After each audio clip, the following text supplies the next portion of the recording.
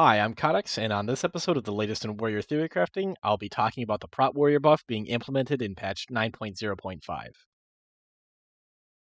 Prot Warriors are getting a 10% buff to all damaging abilities, with the exception of Thunderclap, which is instead receiving a 20% buff. Currently, Prot Warriors are doing the lowest DPS in Castle Nathriel relative to the other tank specs, so this is definitely a welcome buff, though because this buff does not affect melee damage, trinkets, enchants, or other consumables, this 10% buff will not result in a 10% increase in damage. Melee damage is typically accounting for around 13 to 16% of Prot Warrior damage.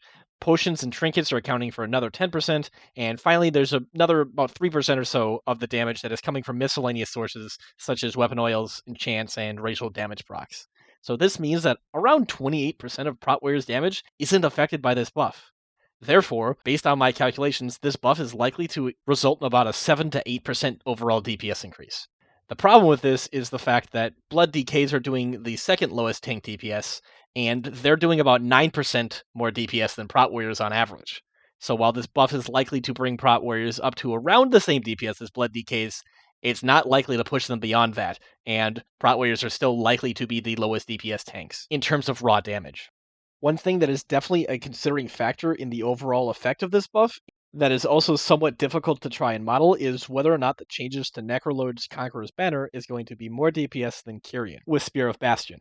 The easy answer is that based off my sloppy math, Kyrian is likely to still be superior in terms of personal DPS, and this makes sense given the fact that even if you ignore the damage that Spear of Bastion does, if you're Kyrian and running Combat Meditation, then you're going to be getting a mastery buff that gives 12.5% less mastery relative to Conqueror's Banner, but can be used twice as often. Beyond the differences in the mastery buff and the timings, the difference between Kyrian and Necrolord is that you're essentially trading direct damage from Spear of Bastion for the strength bonuses provided by Lead by Example and Veteran's Repute if you go Necrolord.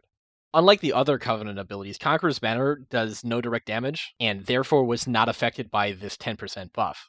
However, the strength bonuses obviously applies to damage sources that are affected by the buff, so that equalizes the differences out a little bit. That said, the big reason to consider going Necrolord at 9.0.5 is for the raid and party DPS benefit provided by Lead by Example and Conqueror's Banner.